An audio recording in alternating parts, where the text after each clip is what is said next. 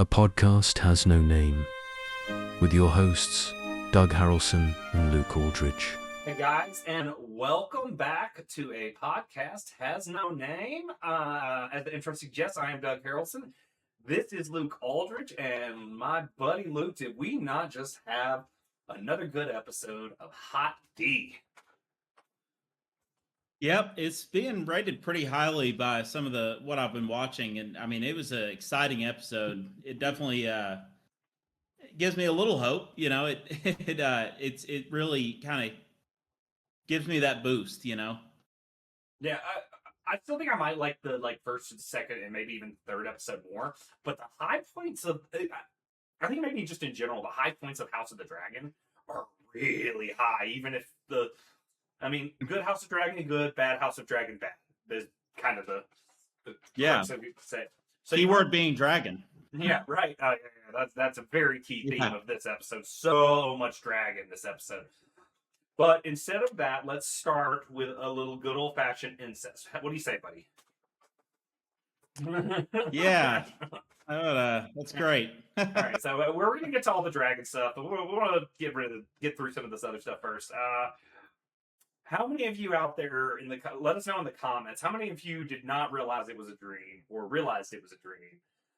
Just let us know in the comments, because I didn't realize it was a dream until, I see Alice on top. And at that point, I was already nauseous. And so Yeah, it didn't really undo that pretty rough. feeling in my stomach. Yeah, for me, it was,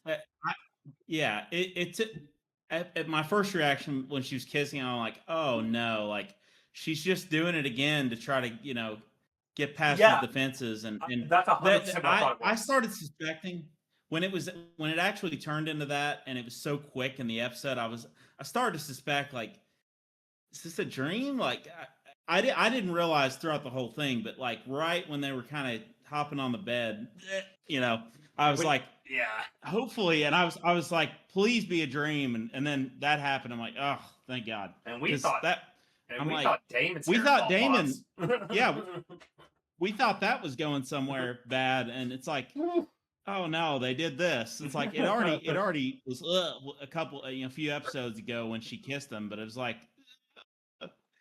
but thankfully we avoided that actual happening in real life. I literally thought it was still a real thing, even when she said something about putting a son inside of her. I was like, oh God, no. Like, I was like, yeah. And I thought that was maybe because all her children were being lost. That was her way to like get back for like a half. And then all of a sudden it cuts to Alice, and I was like, oh, thank God. Yeah. I'm still very, very uncomfortable, but at least we've dodged the worst of it. Do you think Alice is the one behind this dream? There seems to be some reasonable evidence behind that. I thought about that, but at the same time, I'm struggling to find I guess I'm struggling to find the motive, because you wonder if that turns him against his mother, or if that pushes him towards his mother, or if that makes it worse. Like, I thought she. I don't like put. I thought she might be creating the dream to get him in a state to reproduce. Because she even makes a line later on, but we'll talk about maybe in a second. You Targaryen boys all want the same thing. Yeah, that's a good point. If that was the motive, then that could be a possibility. I just it's not like he wakes up and he's surprised that he wakes up and he's kind of he's startled. He's definitely startled. He's startled, but he's already been sleeping with Alice. Like it's not the first time they've. Sure? Oh no, no, but I feel like it's implied. I don't know. I think that they've already. I know we saw them kiss, but I kind of thought they were. But maybe he's not willing to. This might be the book fans projecting. I don't know. I think his reaction would have been even more crazy if that was the first time they were sleeping together. But I could be wrong. I think there's an argument for both. Yes, you took the words right out of my mouth. I was like, I think that she is, but there's an argument for both. So we'll agree to disagree, but that's okay. So Allison had set up like an assassin to take care of him. Sir Adrian, whose Or name Adrian. do you know his last name? Is he a book canon character? I mean, I feel don't like think I it wanna names say- all. I don't think it names all for Kingsguard or Queensguard. Adrian Tarbeck, but that can't be right. He's a Perhaps, I don't Westerland know. guy. So I'll put a note on the bottom I'm of the not screen sure. in editing for you guys watching on the YouTube Yeah. feed. For you guys on other feeds, I will try to put something in the show notes, perhaps. But yeah, he same reason that they killed the little boy in the stable. What has he said? There's secrets here, and I can't let anyone who's seen what's going on here. Let a who's seen here. stranger. Yeah. Said let a stranger know. Like Yeah, you're 'cause correct. It was if it was did use anyone, the then word he would stranger have had for to sure. kill. But Yeah. how But about awkward dinner? he Oh, sorry. Continue if you got more on that little part. yeah. No, I was just gonna say I don't think he suspects when he's killing him. I don't think he suspects foul play. I No, think he just doesn't care about the guy, and he's he just even like, apologizes to you his know, mom. Like, can't I'm let sorry, this get- mom. Like his mother Yeah. wasn't setting this guy up to kill him. Because that's what I thought Yeah, was going to happen. and When I thought that he was going to catch on to his mom's plot, kill him, and then be Yeah. like, "How could you do this to me, mother?" But he still, even though later on he calls his mom a bad liar, he falls for her lies all the time. yeah, he does, and he has a weak spot for her. I mean, what you're saying is awkward dinner. It is it. They are trying to give that like mom meets the new girlfriend kind of vibe to the Yeah, it's dinner, and different it's when you not want to going bone your well. mom And too. it's like, yeah, exactly. It's very strange, and she's like, "Who is this woman?" Like, just she's talking to her, and she's just like, "Who's this rando?" Hey, It's like a lady she and was a maester of sorts. Olivia Cook almost got my performance of the week. She was fantastic. I mean, let Olivia cook. Like she was in Yeah. the kitchen in this episode. Like, yeah, phenomenal casting, Olivia Cook. Like, I might not like Allison, but that's also partially because Olivia Cook does such a good job of being the worst mom of all time. Yeah, and the show paints Unless your name is a Helene. book party. Yeah, or Gawain. Well, Gawain's her brother. But I mean, to an extent. Well, I'm saying like, I guess I was thinking of the Greens. He's one of the redeemable Greens, along with Helena and maybe Daron. Oh, I was saying that yeah, Allison's a bad mother to all but Helena. Oh, bad mother. Okay, Yeah. yeah, that makes sense. I mean, she's cast as not the greatest person. She's not relatable. What's the word? She's not sympathetic. Yeah. And but we need actresses and actors to play bad guys too. Yeah, that's true. Like, I forget the name of the guy that played Ramsey, but like, where would we be without his performance of Ramsey? Yeah, it was a great performance. I mean, and Jack it's Gleason crazy because as Joffrey. Oh yeah, like, yeah. That was one of the things that held together the original show was how good the bad guys were. You'll be my new fool. Yeah, he's absolutely foul. But yeah. We don't want to spend too much time on the Harrenhal plot because we talk enough incest on this show. We really do. I'm tired. Like, I want to talk about something else. I want to talk dragon fights. Okay, so let's get through this a little bit. So now Allison's like, dude, I got to come up with a backup plan because like she's scrambling trying to figure out how to murder her own son. Just standard Game of Thrones things. But then we get the payoff to the nightshade foreshadowing that we got from Helena a couple episodes ago. We knew it had to be something. But, like, yeah, because she had mentioned it to her mother, her mom was able to. I mean, yeah. I think, don't you have to go? Nightshade depends on like the dose, because from what it seems like a light dose of it helps you sleep. I remember reading this somewhere in the book lore, like the actual book. It was like a small amount makes you sleep, is it based but on like enough real of it alchemy, or like real sort of alchemy sort of things, like, or I don't know. Like, I'm sure it is. I mean, if you think about it, I know there are poisonous opioids, you know, plants, it's yeah. like a small amount. Yeah, yeah, you can overdose on it basically, Yeah. and I guess with that, it's like the nightshade. It's like a little bit helps you sleep. Too much of it and you die. Whereas the tears of Lease, one drop and you're out. Yeah. Whereas this is more of a It does make overdose sense that it's situation. spice wine then, because that's something they could mask if you Yeah, had to put a whole lot in. If anyone knows, yeah, and she would have. if you know Yeah, she properties would have had of to. these kind of things, or just to pay more attention to some of the component sort of stuff in the please hit us up in the comments. I'd love to Yeah, hear if we all the have different any thoughts. apothecary owners out there, then weigh in. So this is where but he also tells her that Alice doesn't trust you, which I mean we could have picked that up just for dinner, like when she's telling him to go chop wood and whatnot. Um, but she's like being such a manipulator here because she's like, who do you trust?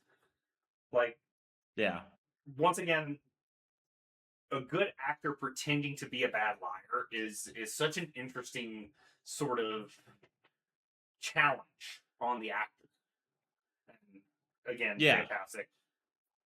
You know, I think I'm she is. audible. You know what? Performance of the week, Olivia Cook. I'm audibling. Yeah. It's going to Yep. be Tom Glenn All right, Carney, fair enough. which, like, he like. It's hard to say. Like, they're both brilliant. Like, I mean, we're splitting hairs, Yeah. but like, I want to make it more interesting. Let's go. Olivia Cook as Allison Hightower.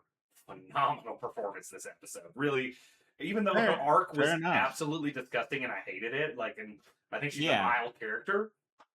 The actress, and one last nothing thing, but praise. Nothing but praise for the actress. Yeah, great acting. And one last note on that is like, and you might have already said as much, but she is a bad liar.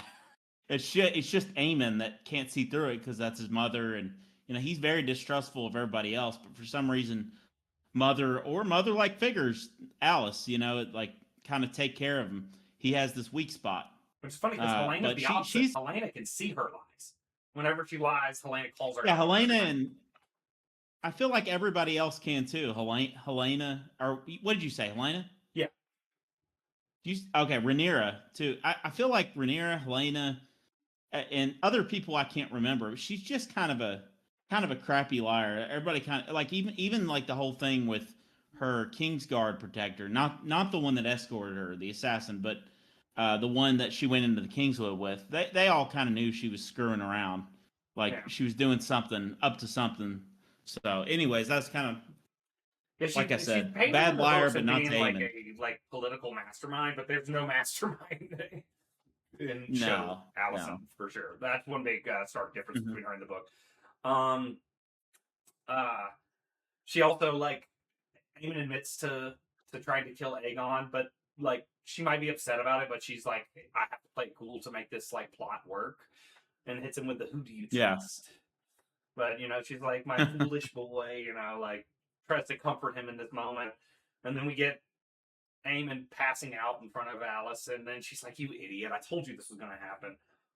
Idiot. I'm curious to see where Allison's fleeing plan. Like, we have to get her in episode 8, right? That's not just the end of her arc in this season, right? I would hope so. I mean, it's like, what is her plan? Like, it needs to be difficult for her to get back, or I'm just like, they're not paying enough attention to the logic of this universe. Yeah, that's a long if she's back in King's Landing, if she's back, it's like, or in Old Town. Yeah, she just pops up and suddenly she's at Old Town, or suddenly she's back at King's Landing, or something. It's like it'd be like kind of ridiculous. Fast travel, at least in our shows. yeah. Well, at least she had a protector on the way. Yeah, like a guy who's probably pretty good at sword play. Episodes, so it made sense for I'll forgive that. The story wouldn't have been served by her journey to Harrenhal, but again, her just jumping. Yeah, but I think that was fine because they're between episodes, so we can imply that there was, a week. You could easily imply that. Right. Are you ready for some Tumbleton? Yeah, sounds good. Back to Ormond. Yeah. Our favorite Hightower psychopath. Like we weren't just talking about another Hightower psychopath. We're talking about someone trying to poison their son versus chopping a black man's finger off. I mean, like, take your pick of crazy Yeah. with that family. But the first one we're going to start with is Gwen, actually, probably the most sane of the Hightowers. Like, either him or Daron. Well, though Daron is technically a Targaryen. I'm doing that thing again that we do with Bela and Rhaena. Right. Just because he looks like them and hangs out with them. So I guess his hair really is brown. Sorry, not important here. But we get the first sort of, Gwen is telling him about what's going on, and we get the first sort of hint of Ormond saying he has another piece on the board, and I think us book readers kind of had a feeling what that might be. Turns out that, like, Ulf is a betrayer, curse your sudden but inevitable betrayal. Sorry, Firefly, I have to make the reference. Did you watch Firefly? Yeah, okay, you know exactly what I'm talking about. A little bit.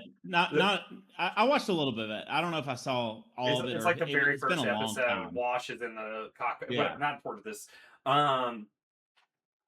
But Ormond has a little dinner scene where he's just like talking so casually. A lot of awkward dinners in this episode.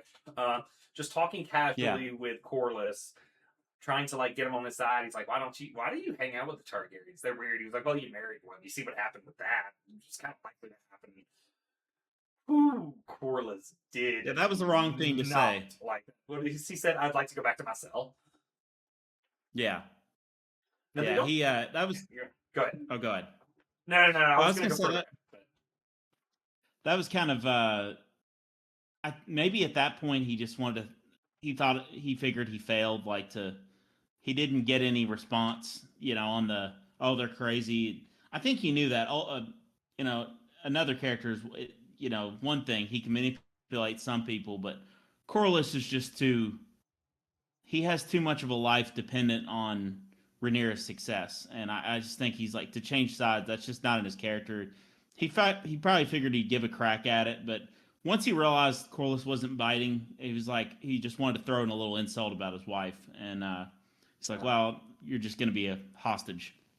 Yeah, and I think also Corlys can kind of, while he doesn't completely understand Ormond yet, because did we understand Ormond for like the first 3 episodes of this show? Like, it takes a second to get to know Ormond. Like, he's a different sort of guy, and I think Corlys doesn't really trust him at all. Which, no, I think that's just him having a good judge of character. And while he might be pissed at Rhaenyra still, probably, he still doesn't betray her here, which shows some loyalty. Like, and maybe also like because his son Alan is like hit it back with the I've seen the memes, the reverse Uno card, where it's like, she won't legitimize you, and he was like, and you didn't do it for a lot longer, so. Yeah, that's true. Well, if you'll remember, at the end of the last episode, before he got kidnapped, he said, I've been away too long. So you kind of get the feeling, all right, I'm pissed about this thing, but maybe she'll do it later. I'm going to forget that, and I'm going to head back and help out, like actually go all in, be the hand of the queen. And then he gets kidnapped, of course, but he's kind of decided, like, look, this is the side I'm on. This is the queen I'm loyal to. And, there's no like, ooh, I could offer you this. It's like, he already kind of has what he wants to an extent. He's already, wealthy and, has his own lordship. There's nothing Ormond can really offer him other than possibly legitimizing his sons. But I think in the back of his head, he thinks, Rhaenyra's going to do it eventually. She's just dragging her feet. Well, and also Alan is now working for her, which I think also improves the chances of that happening as well. Another good scene with Gwen and Daron. They've had some good scenes together, because it feels like Daron is very guarded until he's away from Ormond, and then we actually get to see his true feelings and whatnot. He even Daron even starts talking about, he was like, Rhaenyra can have the throne. Like, I literally do not care. Like, I don't want to be part of watching, like when I say that my family, I do mean the Hightowers here, because he, despite being a Targaryen, is growing up around Hightowers and stuff. He does, like, I don't want to see all of my men die. Like, and he did, and he was like, and who would want to like take in the king that flees his people right before they're ambushed? Like, Daron has become a very sympathetic character, but he was a guy we liked in the books, and this portrayal of him has been excellent. But they're also like not sure what Ormond's up to. Like Wayne's even like Corliss Valarian. That's not his other piece, right? Like they know Yeah, that'd something be a else is little up. lame. A little soft. Yeah. Yeah. Yeah. A little. Yeah. He can't be. Orman's not going to be that excited and smug about, ooh, I've got Corliss Valarian. It's like, well, we know that. So do you want to talk about the Ulf and Orman scene? Let's do it. All right. Good old beer swigging, beer drinking Ulf White. Ulf betraying everybody? No way. We didn't see that coming since like the first episode that he like rode a dragon. He's so principled. Yeah. And then Damon slapping the ever living shit out of him every time he gets a chance. Yeah, he didn't help, and Orman, he may not be able to convince Corliss, but this is an easy one. He's like, man, that's crazy. I saw something that said like, what about Orman having him on his Manosphere podcast? Oh gosh. I thought that was pretty funny. It was kind of like a whole like, oh yeah, yeah, man, that sucks, man. That's rude. Like, you're important, and then honestly, he could have given, he just had the final. He had the beer and the, oh, you should be able to do what you want, and then the final thing was like, remember that lordship I offered you? That was already a good deal. I got something better for you, Lord of the Tides. You like the sound of that? And it's weird because Elf White does kind of the sequencing. It does make the sequencing make sense. Yeah. Like when Corliss wasn't playing ball, he's like, fine, I'll just give your castle to somebody else. You're burned down. Yeah, and that would be the ultimate insult. Yeah. And you see Elf White kind of push back a little bit, like, not completed. He's like, well, I shouldn't have been going out. They told me not to. He's like, nonsense, you got to have your cheer. Yeah. His sustenance and his cheer. And he kind of, it doesn't take much for him, but at this point, Driftmark should be solid pride. Manipulator. Like we've seen him do it to Damon, and Ulf is a much easier target. Kudos to Corliss because he was not falling for any of his nonsense. Like, no, he just doesn't like. I don't think he likes him anyway. Even if he was on his side, he's like, this guy's kind of a weirdo. Things are about to get weird in episode 8. We'll talk more about that post spoilers though. All right, let's talk about it.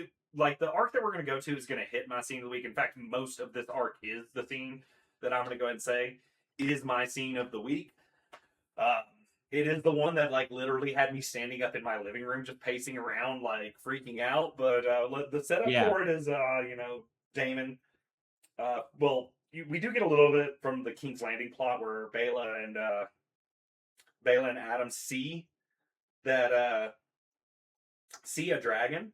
Turns out it's Sheep Stealer, and then Damon ends up like, going to talk to Lady Jane, being like, dude, what the heck, what's she doing flying around and whatnot? And she's like, I can't exactly just tell a dragon rider not to do stuff. Like, you said something in the pre-show about an Easter egg? Yeah, and it was kind of it wasn't a good Easter egg. It was more of a callback, like throwing us a bone for not having real nettles. Oh, I know exactly she's what like, you're saying. Living amongst the weeds and the nettles. I'm like, or the nettles and the sheep, God, I believe was like, the line. The nettles and the sheep, yeah. It was like, ties together nettles, so that's all we're getting. Yeah. R.I.P. Nettles.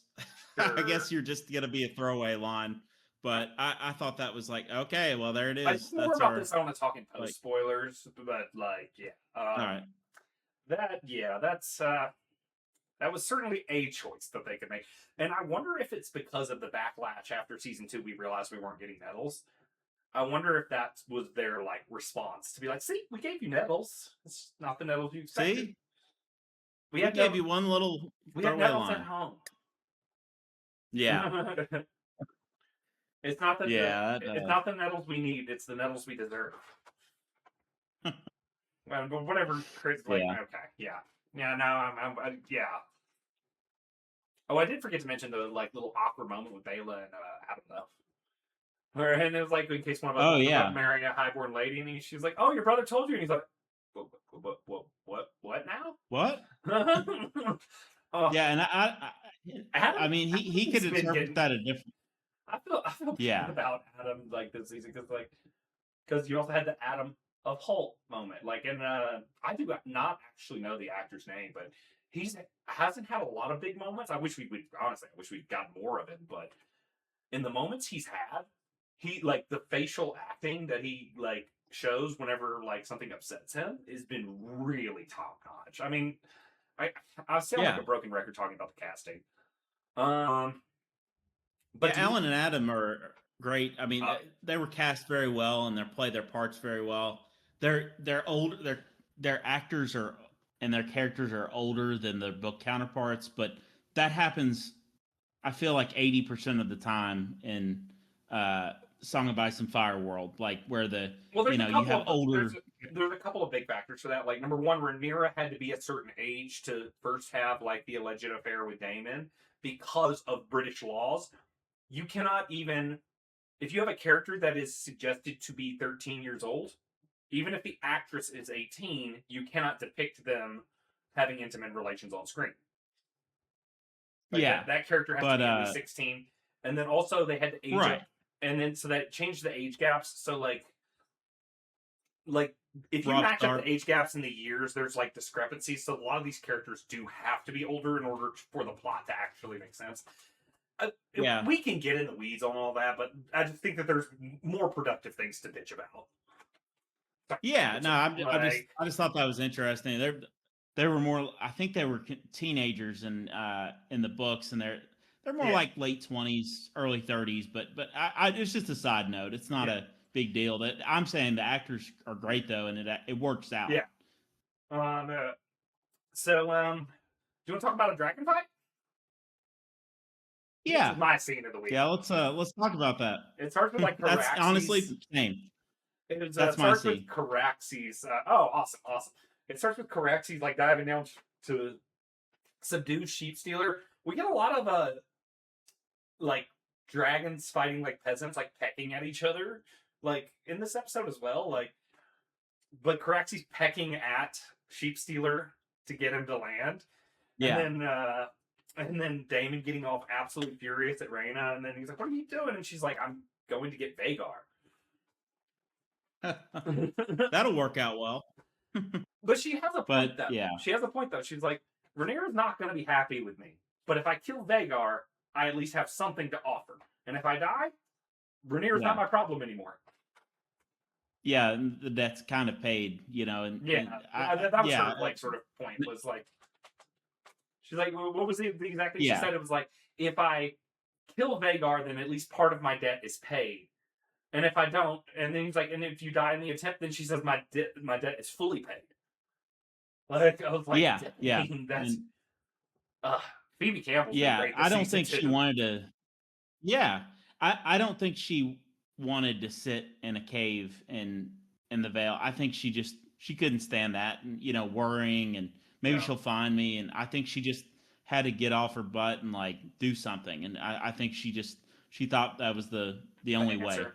But Yeah, so yeah, but that's all moot because yeah, so yeah, I mean, I guess that's also kind of an homage to book fans because like a lot of this time in the war, Nettles and Damon are searching for Vega. So it's a and way he to does kind of like offer to keep help it, her. to keep it kind of canon, like. Yeah, he offers to help her like Well, find Vagar. I think he Let me at also least help you. wants. I think he also wants to kill Aemon too. So, Oh and yeah, he figures if no, I find Vagar, I find Aemon, or if I kill Vagar, I'm not as worried about Aemon. yeah, like if Sheep Stealer answer Caraxes with those two find Vagar, there Those is are a solid formidable chance. There's a dragons, chance like because those are like two of between the the like two of five them. biggest dragons. Like Yeah, I think Caraxes Vermin, has the most. like battle experience. Yeah, Yeah, other than maybe Vermithor, but yeah, he's like, there's a fighting chance, and then me and Raina can fly back and say, hey, look, we killed Vagar, and she's really sorry, and he's yeah, like, that's the best chance, but it's all moot because then they see two dragons in the sky. yeah. and it is Sea Smoke and Cyrax. Damon attempting to protect Cyrax, yeah. Damon attempting to get his daughter out of there, and Emma Darcy getting off the dragon. That was such a iconic moment where she just tells him, like, consider your answer. She was like, what are you, like, what agreement do you and Sheep Stealer's Rider have? Think carefully before you answer, because this will be your last chance to deceive me. I was like, oh, number one, when the writers are good, they are really good. Like, that's a really well written piece of dialogue right there.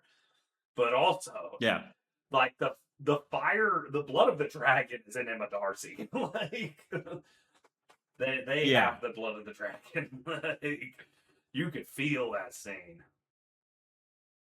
Yeah, and you know, all of a sudden, Sea Smoke's down on the ground, and you know, I think they see Raina run off, and they're not falling for there's no rider.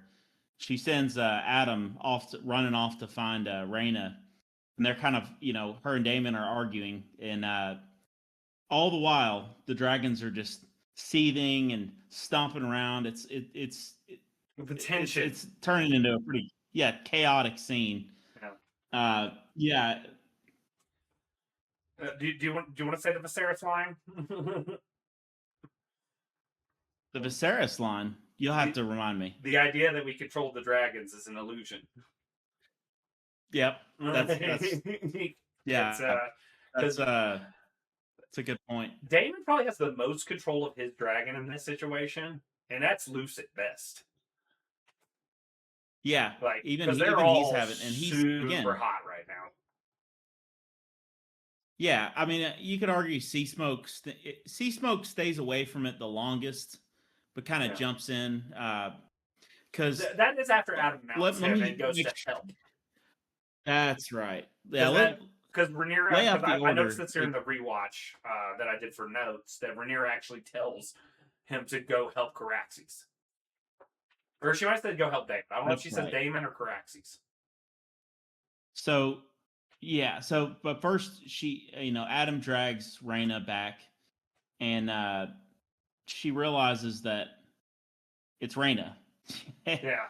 And she's obviously angry and confused and probably processing it all, but she doesn't have time to, because was it Sheep Stealer that attacks Syrax?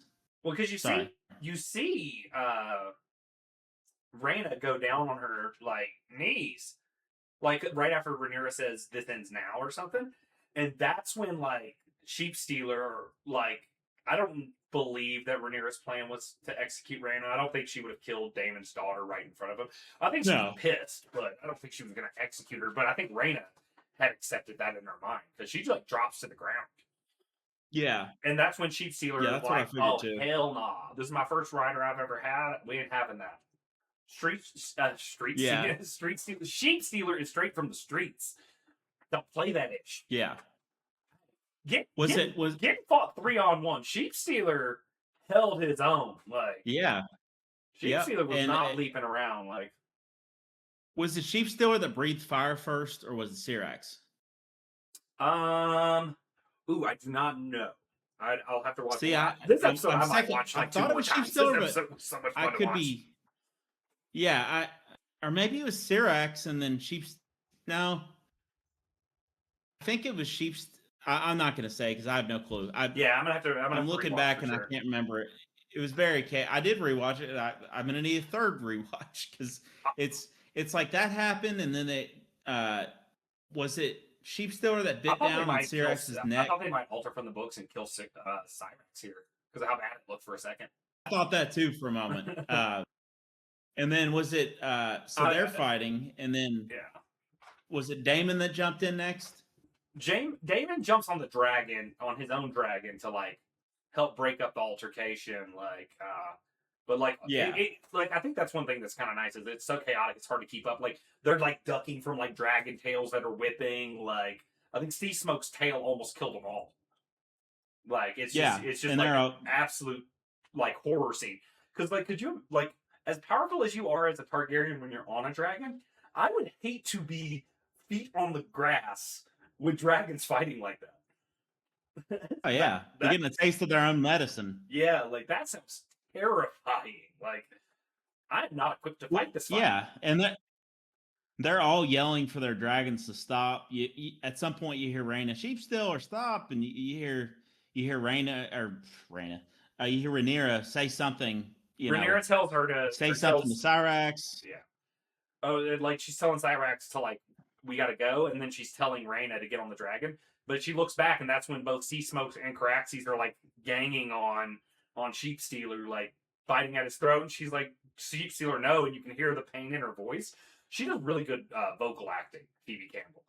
Like when she's in dire moments, like because I noticed that in the Battle of the Gullet, that was my like notable performance in the Battle of the Gullet was Phoebe Campbell for the vocals that she provided whenever Sheep Stealer was going after her sister. I mean, the character's going through a lot in this season. But oh man, yeah, she's the whipping girl. We can confirm this is not like a book scene or anything, like without spoiling anything for you guys. Man, this is one of the best scenes that they have added to the show themselves that I've seen. Like this was, man, I was like, holy cow, this is so peak. Like, I love if they're going to split off this much, if they're going to split off this much, this was an okay. Yeah, if they're going to split off, then they need to. At least they're making some interesting scenes and kind of make it make sense. Don't let it fizzle out. Yeah. Like don't have all made sense. Like the drama felt real. It didn't feel like manufactured. Yeah, it was it's show only, but it's a great scene. And again, that's my scene. That's my favorite scene of the episode. Yeah, I mean, I could have been cute and said anything else, but like this was just this stood out so profoundly in this episode. It was, and I would say that we don't have to make our notable thing the obvious that one, but sometimes it's obvious for a reason. Like it's just it's a really cool scene. Like of course I watched the show for the drama, but I'm not going to pretend like I didn't enjoy this action sequence. Yeah, if we're not going to get all these battles, might as well get some good dragon stuff. I mean, because House of the Dragon, Night of the Seven Kingdoms does not have dragons. Game of Thrones does at the end, or for part of it. But I mean, if we get anything on the Blackfire Rebellion and anything, I mean, who knows? But that's the strength of House of the Dragon is that there's active dragons. Yeah. So, and of course, we got Daemon at the end. He's supposed to finish off Sheep Stealer, but he gets kind knocked of off, starts he gets knocked off Caraxes, and then Caraxes comes back to comfort him, allowing Sheep Stealer to get away. But Sheep Stealer's like crying, and a lot of people are like, that's because he's sad that Rhaena left him. Like they're to die, basically. If he could have still, Daemon probably could have still caught up to Sheep Stealer, but I have more on this, but it has to be post spoilers. Okay, all right. I do have more on this, but Fair it enough. has to be post spoilers. Like, I don't want to do it to you guys. We have a lot of notes on the King's Landing stuff, but we can probably brush through a lot of this pretty quickly. Let's just talk about the Helena dreams first. And we can just talk about all the Helena dreams. Because the first one, she has the dream of the Grey Mare before Rhaenyra awakes her, and again, another Lion Targaryen here. Sorry, I almost swore a third time. You got to say the next swear word. It can't be me, okay? But wakes her up and is like, sister, just definitely trying to like manipulate her. And then Helena even hits her with a line of like, because she's talking about the dragons changing them. Like like how she doesn't like to be around her dragon because it makes it sounds like she's implying that it makes the dreams more like intense and whatnot, which is actually something that a lot of lore fans actually believe. So some really interesting like deep lore stuff that we got in this episode. Yeah. But then Rhaenyra, she says, "Do you think having you've got 6 dragons to your name now? Do you think you've changed?" And Rhaenyra's like, "No," and us, the audience, are like, "Yeah, you kind of have." Like, if we've been watching season 3 at all, and then I just want to bring. And seconds after that, you see her temper come out, and she like grabs her and stuff. And I'm sorry, I know because of Daenerys, everyone like hates it, but I'm actually pro evil Rhaenyra. I really am. Like, We don't know if she goes full Yeah. demon, Well, it's but I like like Allison seeing her said, getting a she'll little become someone unhinged. she doesn't recognize. Yeah, I Yeah, did. it's like Allison said, she becomes someone she doesn't recognize, and like she's Yeah, she says it herself. She realizes she says this later, you know, she talks about how Viserys, you know, she can't rule exactly like Viserys ruled no, because she's not in the same world. She's not in the same situation, and she feels the only way is to be the tough gal, you know, be villainesque and some just be ruthless. yeah. The other dream sequences, though. So the Gray Mare, there's a lot of people that say that that means death. I'm not sure that I'm necessarily gonna be able to agree with that per se. Then there's like the Mhm. like I've heard people reference like the biblical thing of like Revelations, pale horse with a rider, you know, being or like Arya in Maybe. season 8 Game of Thrones, yada yada yada. I'm not convinced that that's supposed to be the Prepared to symbolism there. Yeah. It could be. I don't know. But I'm let just us not know in the prepared comments to what you like think. make a guess of that. Yeah, Yeah. exactly. I don't have a Um, guess right now. we So do we on do get that some dream. interesting stuff that like I can't really talk too much about pre spoilers, but like just because I can pretend I don't know some stuff, but I do know some stuff. Um, we do see like a birthing scene where the kid is immediately taken away, which that's kind of been foreshadowed with some of the comments Allison's made. It's like if you have this child, it'll like be taken away from you immediately. Stream kind of, and then we get our first sequence of Dreamfire, but it's Dreamfire. Yeah. And Yeah, and the internet's raving about her beautiful Jakaris. yeah, it was that was a great scene, and then you see, you know, gates open, or you see a bunch of people running towards Yeah. her, and then she you know, like you said, It is the Dracarys, moment that has book and readers questioning how they're going to do the next. This sequence, like yeah. again, I just have to discuss more of it post spoilers, but it really has us questioning what they're going to do because we may not exactly know. They could change some stuff, so we're just curious. Like, how much is what she sees truly prophetic, or how much of it is like what is on course, or what, or can it be changed? You know, like prophecy is an interesting thing to include in your Yeah. lore. I mean, I always think the Knight of the Seven Kingdoms, Daron the Drunken, his dream Yeah. of Dunk with a dead dragon around him, and and Daron thought Yeah. it might have been him or Arion or whatnot, and then it turns out it was actually Beowulf. Like prophecy's Yeah. not coming true the Yeah. way you think they do, because a lot of them are symbolism and stuff like that. The topic of prophecy can go really deep, though. I don't think we have time to explore that entirely right now. But Yeah, I mean, I was gonna say real quick that like it's almost like in Star Wars when, you know, someone like Yoda talks about prophecy, and it's not what probably not what you think, and you can't just completely control events based on a vague dream or yeah, prophecy. You can't say, well, this is what I kind of think it means, and I'm gonna, you know, I've got to do this to prevent that. And it's like then you yeah, turn into you completely screw it up and make things worse than if you had just lived your life as without that you knowledge. know, as it comes. Yeah, exactly. And it's that's a big theme in Star Wars. It's in Lord of the Mm-hmm. Rings. It's in all kinds of fantasy tropes. The And burden of prophecy is the term but I always like to use, or that I've heard. it's a good phrase. Like it's not a privilege, it's a burden. But Black Council is fun again. Wait, wasn't there one more dream Oh yeah, the chickens. where she She was got the in the chickens. field with Jahara and Jahara? They've done more with her Yeah, the chicken chickens and foreshadowing than they stuff. did with Ormond since. Yeah. It's almost like her showing her it's almost like throughout this it's showing her different paths her life could take. Yeah, and that's where I was You kind know, of she could talking be about the the dragon prophecy warrior. thing. Yeah. And then of Yeah, course yeah.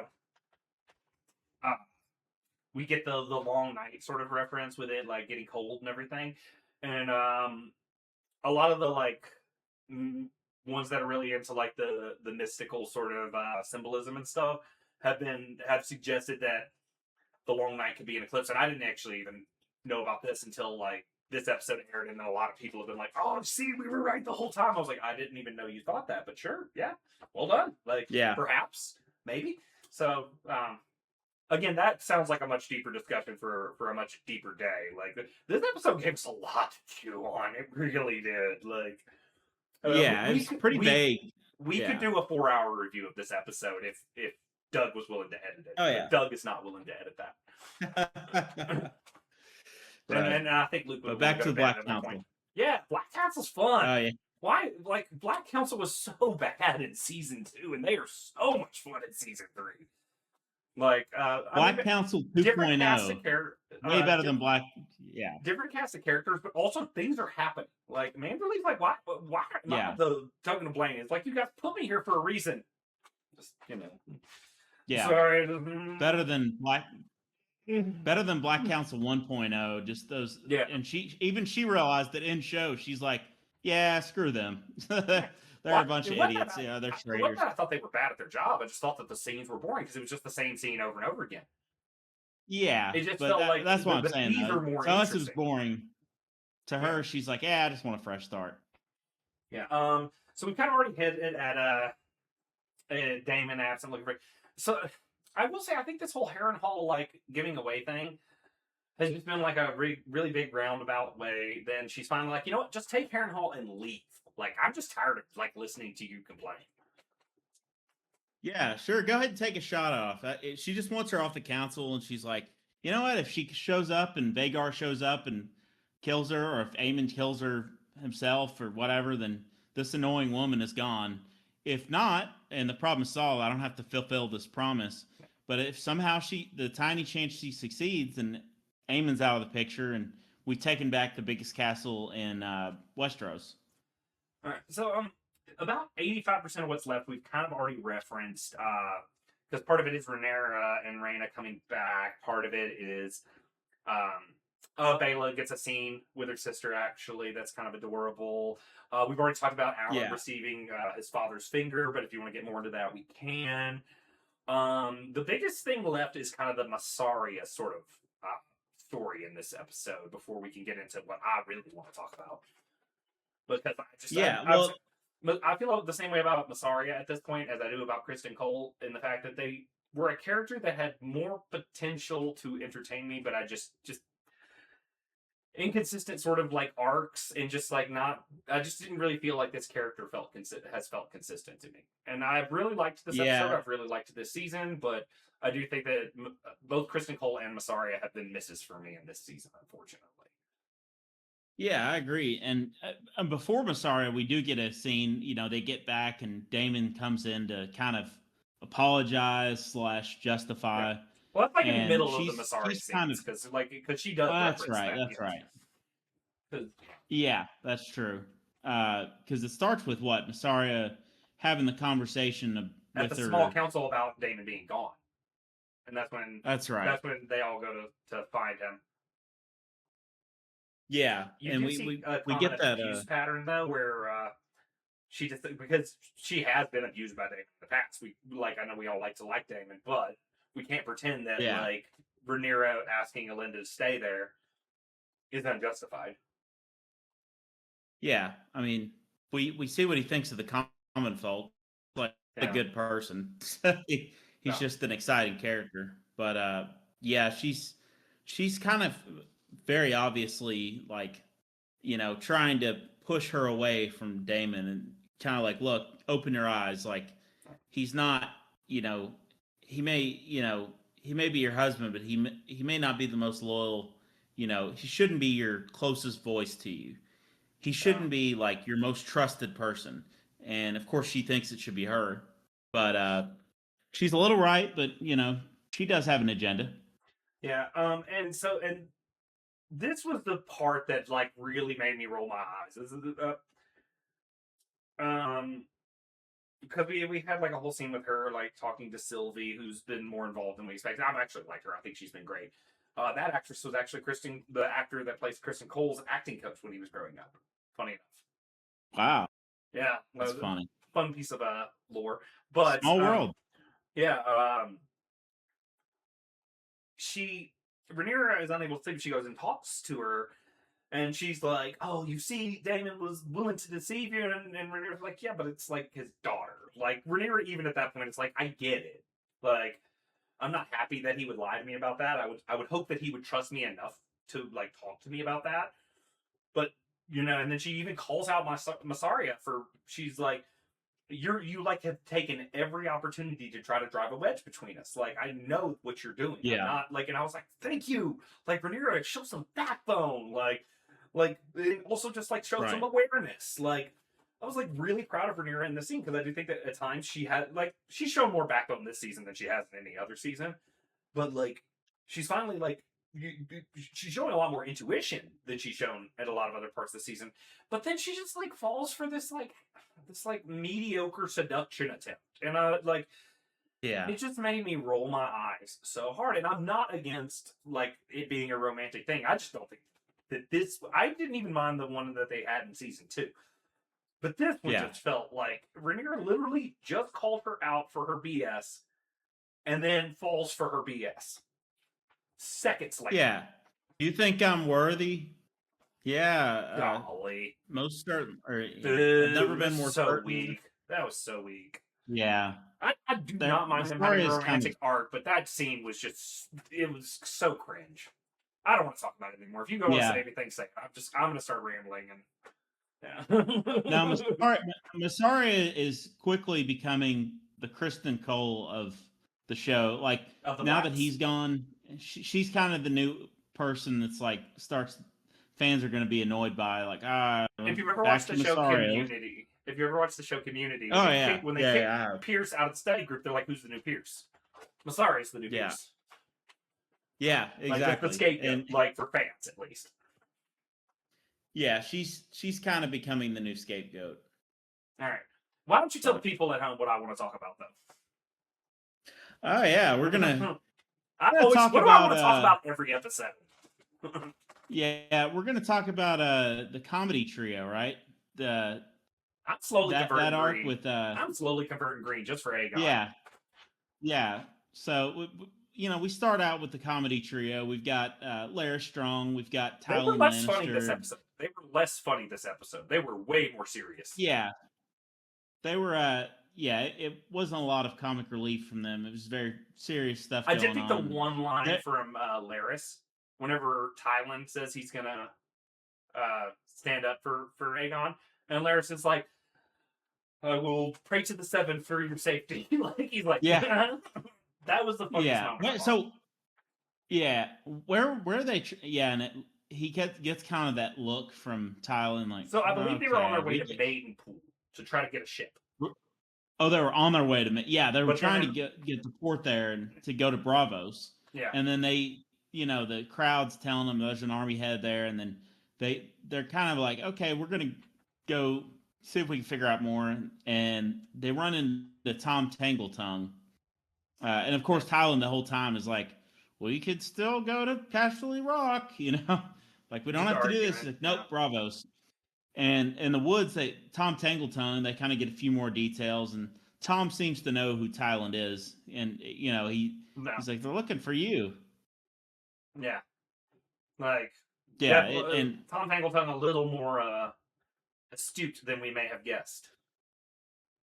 Yeah, he kind of knows that, and he what was he asking about the Lord that was he asking about the guy that Aegon killed? Where's Lord something? Is he with you? And then Larys was like, we assumed he would be with you. Like, no. Yeah. He's like, no, he's not. By the way, what's going on? Question so easily. Yeah, and Aegon kind of makes yeah. Aegon kind of makes the decision here. Before that, he's kind of like, Larys is like, how about my rival for Aegon's attention gives himself up? He's like, they'll flay me alive. He's like, yeah, but you'll do it for your king, and it'll give us a chance to get away. Like, it's a logical argument, but he's obviously, but he can kill two birds with one stone. He can get rid of Tywin, and like I said, of course, you'd think he'd want to hold on to Tywin. What's that? And Tywin's like, no. Yeah. Yeah, well, you think other hand, though, you'd think he'd wanted to hang on to Tylan because Tylan has all the money. He's hiding, or at least part of the money, the gold. Yeah. And, he makes a decision here. Aegon's like, all right, this is going nowhere. And he hops off the horse and he decides, he's like, you guys can go where you will. I am going to stand up for myself, and I'm not running anymore. I'm going to not die as dying a in king. a ditch as like. I'm not and dying just in a being ditch forgotten. as a refugee. And yeah, the rumor I'm being going that to my die as a brother king. killed me is living on. Yeah. Infamy. No. Yeah, he's like, I'm going to go out in a flash. I want to be buried beside Sunfire, and that's going to be it. He's like, I can't. He's probably just been too shamed, too what's the word, embarrassed or shamed or too disrespected at this point, where he's like, I don't want to can't be take written this in the anymore. histories. Like, yeah, exactly. Like he died in a puddle, and well, they found him later, but for a long time they thought his brother killed him, or he just ends up being like, Amy killed him. They just say Aemon killed him. Yeah. Yeah, exactly. And he's like, absolutely not. I will not give Aemon the satisfaction, basically. Yeah, and so Tywin's like, if that's what my king demands, well, if that's his decision, he says, I can't let you die. That's right. He's like, because of men that are on my looking for behalf me. when they're looking for me. Yeah, that's right. And that's right, because then Larys is like, in that case, he was like, my lords, I'm taking leave, and good luck, though. I'm going to take my leave. And then Tylan's like, you leave your king? He's like, if my lord commands it, then I'll stay. But, but he's like, if I can't help you in a fight. He's right, I'm a cripple. Yeah, he is right. And he's like, this isn't going to help anybody. It's just going to, he's like, and then he kind of backpedals. He's like, but it'll be my job to record your ending and make you famous, or, record the song of, or whatever. I thought he should have called out Tylan there too. Like Tylan should have gotten some credit there too from it. Like tell the heroic deeds of Tylan and of Aegon. You know what I mean? But we finally get to our and we finally get to my moment of the week though. And that's my moment too. So like I think we're on the same page so far. We have the same scene. We have the same. Who was your performance again? Did you say? My performance is coming up. Okay. It's Aegon. Okay. It's Tom Glencairn. So we were going to actually go 3 for 3 until I made one audible. I'm glad I made the audible. Like, you picked Olivia Cook as Alice. And Tom was great too. I mean, we were splitting hairs. Like the actors do not miss in these shows, even when the scripts are rough. No, Raina was great. But, yeah, we had options. Raina was in the running too. She did great. But it's this cathartic moment where he starts to get like a little scared for a second, and Tylan's like, "Are you about to like? Are you changing your mind?" Like, because Tylan's screwed then. Like, Aegon can still possibly get away, but he can be like, "Yes, I vow to Rhaenyra." But instead, he actually just takes his moment of glory, like, and yells and screams, and then out back from the dead. Sunfire. Before that though, that commander of the Rhaenyra's army is like, "Wait a minute, are you Tylan Lannister?" Yeah, he wants the gold. He's like, "That's you," and he's like, "If you tell me where the gold is, you'll die with your ears still attached to your head." Oh. And he's not going to. And then I think Aegon's tired of the back and forth. He's like, "That's it." Grabs his sword and he kind of proclaims himself. Aegon Targaryen. I'm not going to the false queen. Yeah, I'm Aegon Targaryen. I was anointed in the light of the seven. He gets his moment, and what happens next, Doug? Who comes to Sunfire back from the grave? Don't call it a comeback, ladies and gentlemen. But the moment that I in particular I just enjoyed the most was just like, after the Dracarys, he's just sitting there just laughing and just like, because he had given up completely at this point. He was like, you know what, but I'm going to go down the right way. And, man, we knew that they had to bring Sunfire back. We'll explain post-spoilers why, but yeah. We knew they had to bring Sunfire back. This was a at hell some of a way point. to do it, man. This Oh got me yeah, and excited. you get I'm telling you, I'm turning you into could a see green Egon like, supporter. yes.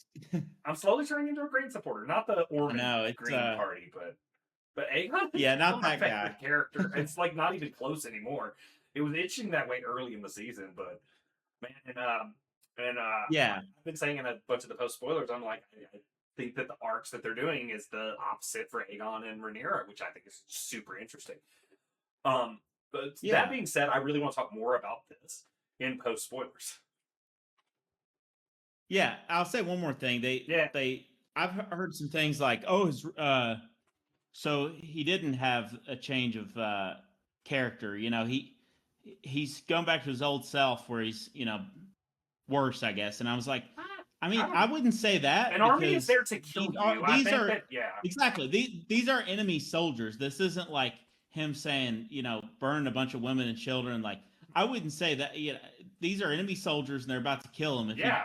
If he doesn't save Dracarys, then him and Tylan are going to die pretty quick. So Yeah, like this is just kind of a. So I think as of I right I agree now, with you actually entirely. I don't think that this is him being a bad yeah, person. I think this is survival, no, no, no, no. and I think that it's I okay for agree. him to be joyful here because he thought he was dead. Yeah, no, I 100% agree Yeah, with you on that, and I've disagreed with the other takes on that. So I'm glad we see eye to eye on that. yeah. I think he is justified in this action. I know, like I'm talking about massive murder, but I think that he's in the right here. Like Yeah, I think at this point I it's don't not think quite a he's a war good guy. crime if they're armed enemy soldiers. I don't think No, he's no, a no, good no. guy.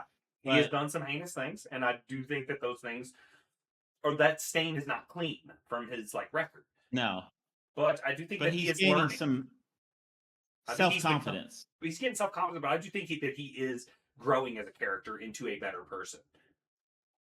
Yeah, yeah, I Like think so too. it's At this and moment. I've really liked the way that they've written his character in the later season. I wonder if that just means they maybe overdid the season one bad version of it. Like, because in Yeah, season two, they he's just really a were. lovable idiot. Yeah, And it's they really hard to were kind of. forget how like heinous he was in season one. Yeah, the show was mainly Team Black in my Yeah. opinion. In the first two seasons, other than Helena, obviously, but you know the rest of them were kind of painted in a bad light first season or two. But they're trying to correct it and kind of turn it on its head / balance it out. All right. So I know that we're getting close to time. In fact, we were actually over time at this point. But I think this is an episode that we really need some post spoiler stuff.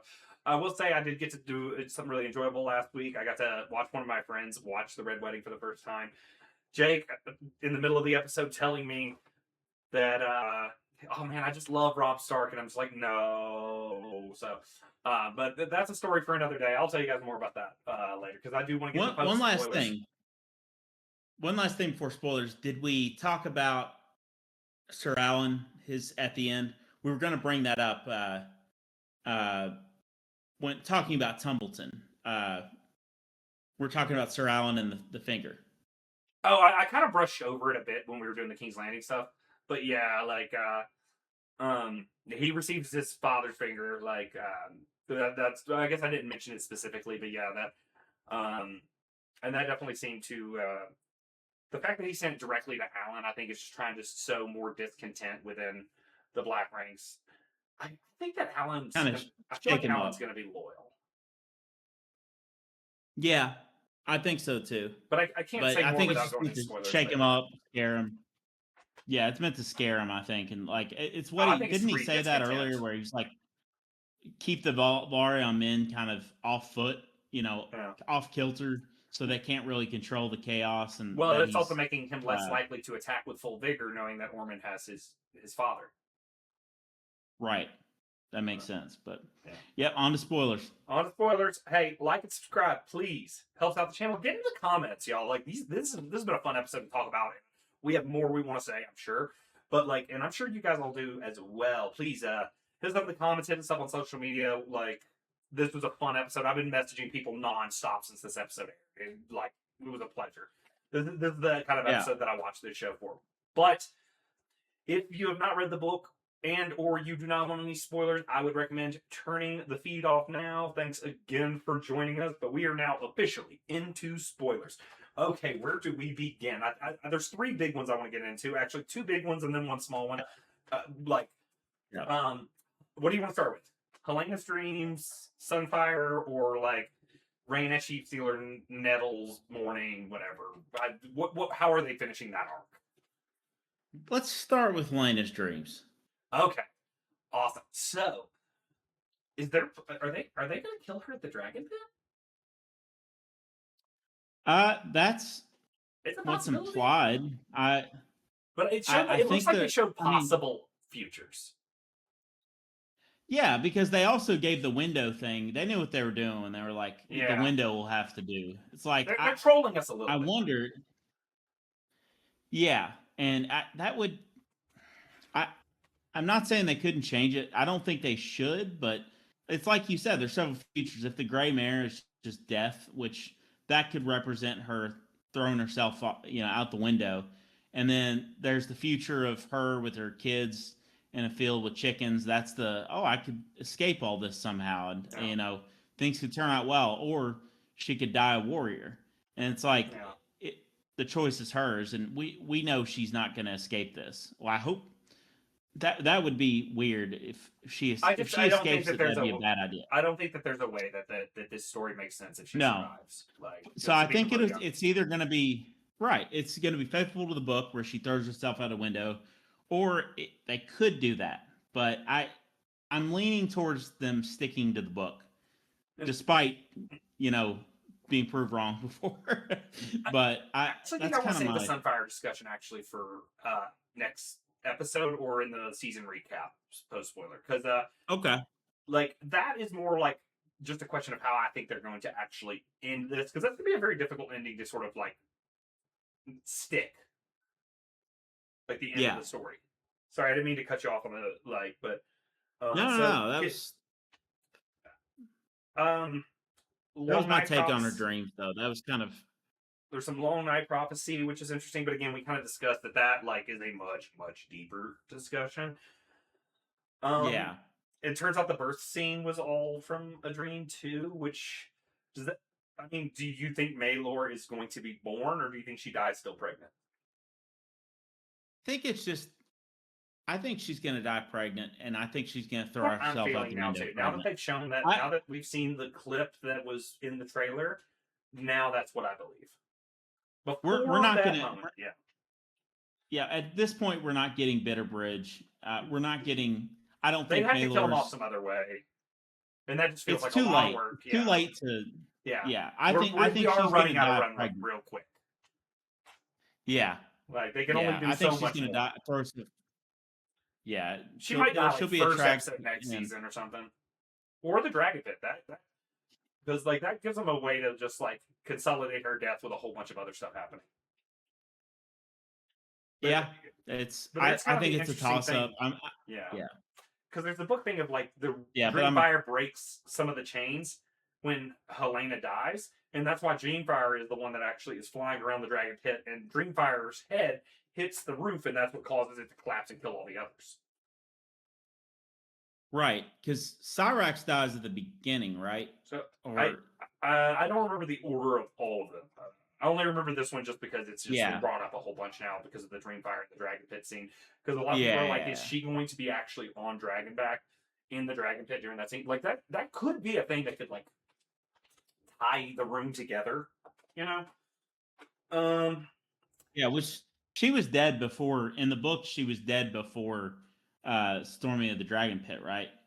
She definitely was. Yes, because that's when Dreamfire broke the first chains. Like, and that's when we're near it. Yeah. So so Sheepstealer technically doesn't have any plot anymore, like in the book. Yeah. So you're right.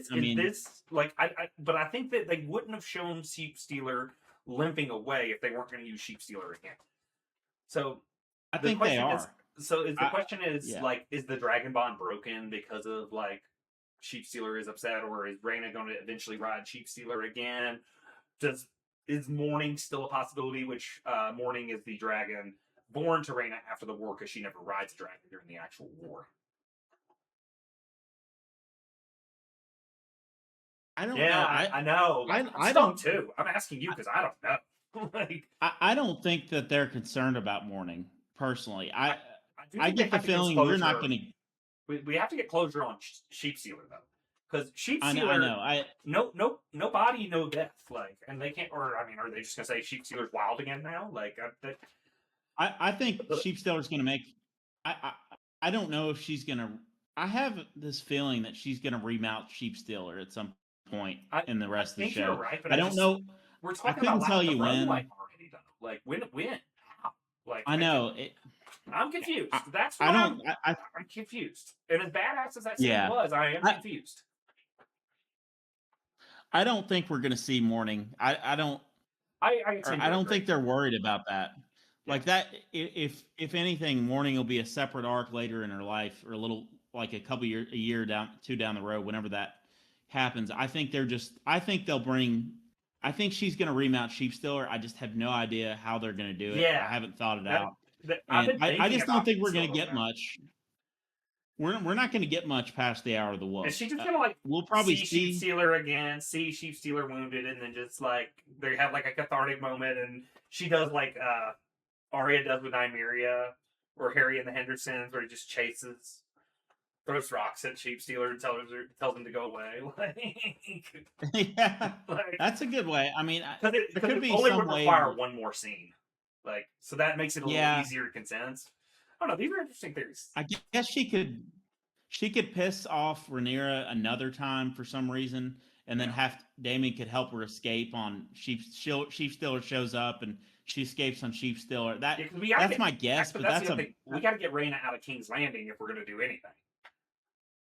I know, and I Yeah. just Again, maybe we'll she see. sends maybe they pick up the arc of her and Damon again.